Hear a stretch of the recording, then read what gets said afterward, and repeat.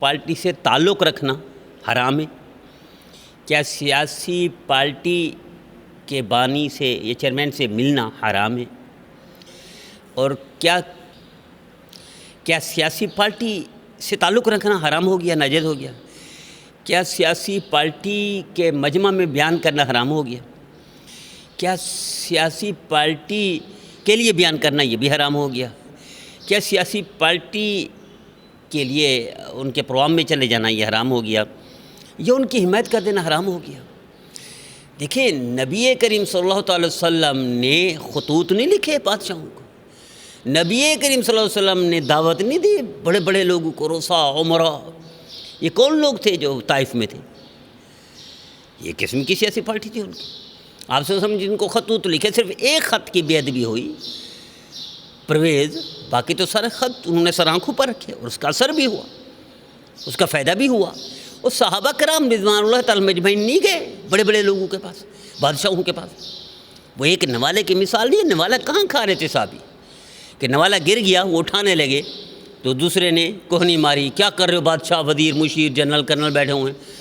تو کیا خوبصورت جواب دیا، اترکوا سنت حبیب لہؤلاء الحمقاء، کہ میں اپنے حبیب کی، محبوب کی سنت کو چھوڑ دوں ان احمقوں کی وجہ سے؟ یہ نہیں ہو سکتا۔ یہ کہاں تھے؟ یہ بادشاہوں کے دربار میں نہیں تھے۔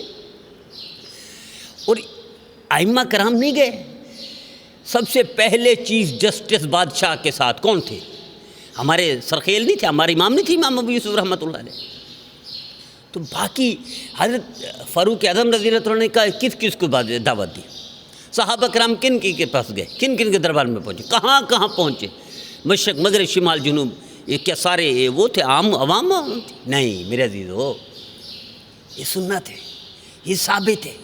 وہ کوئی پھر سیاسی پارٹی کی الزام لگائے جاتے ہیں حضرت مولانا تاج الدین صاحب، بھائی سب سے زیادہ پروگرام میں گئے ہیں نون لیگ، وہ تو قریب ہے ان کے لاہور میں، میاں محمد نواز شریف صاحب کے گھر جاتے رہے۔ اور یاد رکھیے گا 10 سال جلا وطنی کی ہے میاں محمد نواز شریف صاحب نے، مسلم لیگ نون کی جلا وطنی میں، حج میں بھی ان کے گھر جاتے تھے، تشریف لے جاتے تھے، بیان کرتے تھے۔ عمرہ، سال میں ایک عمرے میں بھی ان کے گھر تشریف لے جاتے، بیان کرتے تھے۔ 10 سال بھی ادھر کی بات ہے، یہاں تو خود کلثوم نواز کا جنازہ کس نے پڑھایا ہے؟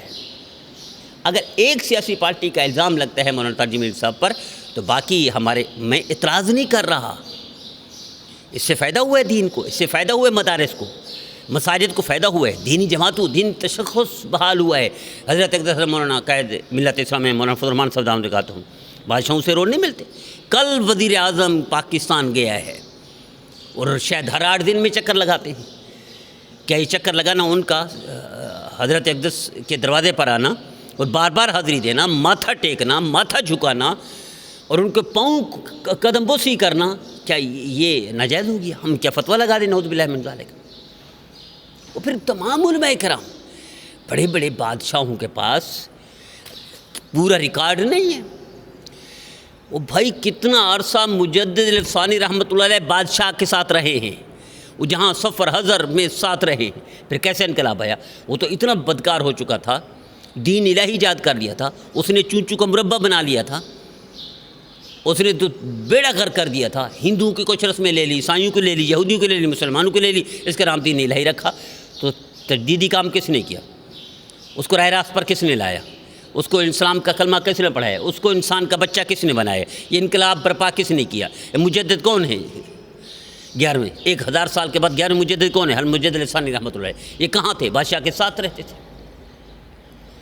تو میرے عزیزو، بادشاہوں کو اگر یہ الزام لگتا ہے کہ ایک پارٹی تو سب سے زیادہ ملاقاتیں تو میاں محمد نواز شریف صاحب سے کی ہے، مولانا تاج الدین صاحب، میاں شہباز شریف صاحب سے کی ہیں، اور شریف فیملی سے کی ہیں، اور پھر ہر ایک سے ملے ہیں۔ پرویز مشرف صاحب جیسے بندے سے بھی ملتے رہے ہیں، جس نے قہر ڈھا دیا لال مسجد پر، قہر ڈھا دیا اسلامی حلقوں پر، دینی تشخص اور تشخص کو خراب کرنے کی، ختم کرنے کی کوشش کی، اور مدارس، نئے مدارس، ماڈل مدارس بنا لیے تھے تاکہ مدارس کا وجود خطرے میں پڑ جائے، مدارس کا نام مٹ جائے، مساجد کا نام۔ لیکن وہ بیچارہ کہاں ہے آج؟ تو ان کے پاس بھی گئے ہیں، ان کو بھی کلمہ پڑھانے کی کوشش کی ہے، ان کو بھی راہ راست پر لانے کی کوشش کی ہے، ذاتی فائدہ تو نہیں اٹھایا۔ وہ بھائی آگ لگی ہوئی کو بجھانے والے کراچی میں ایک وقت تھا، آگ لگی تھی، 100 قتل ہوتے تھے روزانہ کراچی میں، کسی نے آگ بجھائی تھی؟ MQM کے 90 مرکز پر مولانا تاج الدین صاحب نے آ کر بیان کیا تھا، اور دوسری طرف ان کے ٹکر میں مقابلے میں امن کمیٹی کون سی تھی؟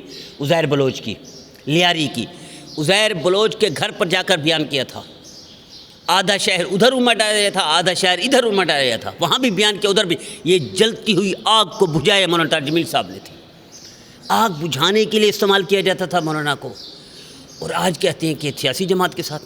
یہ MQM سیاسی جماعت نہیں تھی، وہاں جا کر بیان کس نے کیا تھا کئی گھنٹے کا؟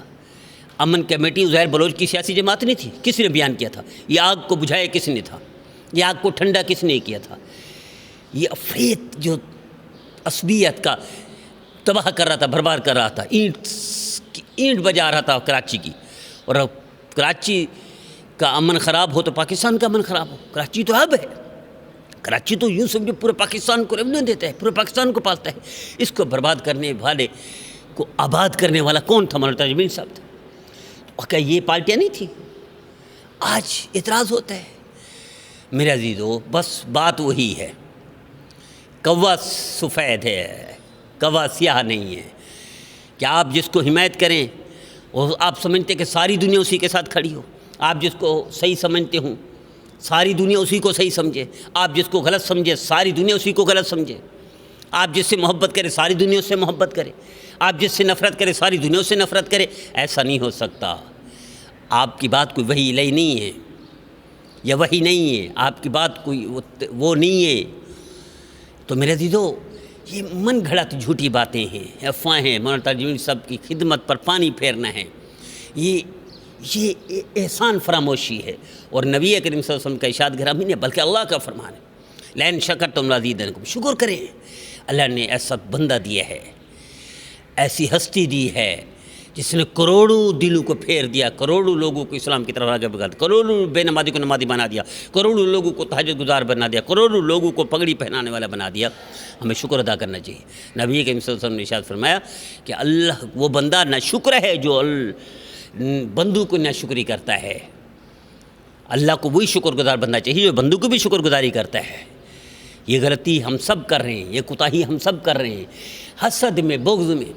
مولانا تاج الدین صاحب وہ فرماتے ہیں، مثال دیتے ہیں، بلکہ کعبہ نے لکھا بھی ہے، عیسیٰ علیہ السلام نے دیکھا کہ شیطان گدھے پر کچھ لاد کے جا رہا ہے، کچھ سامان لاد کے جا رہا ہے، غرور بھی ہے، حسد بھی ہے، مکر بھی ہے۔ پوچھا یہ غرور کون خریدے گا؟ عمرہ خریدیں گے، لینڈ لارڈ لوگ خریدیں گے، مالدار خریدیں گے۔ مکر کون خریدے گا؟ عورتیں خریدیں گی۔ حسد کون خریدے گا؟ علماء خریدیں گے۔ تو یہی حسد ہے جو کھا رہا ہے۔ اللہ ہمیں حسد سے بچائے، اور نبی کریم صلی اللہ علیہ وسلم کی فرمانبرداری کی توفیق عطا فرمائے، اور نافرمانی سے محفوظ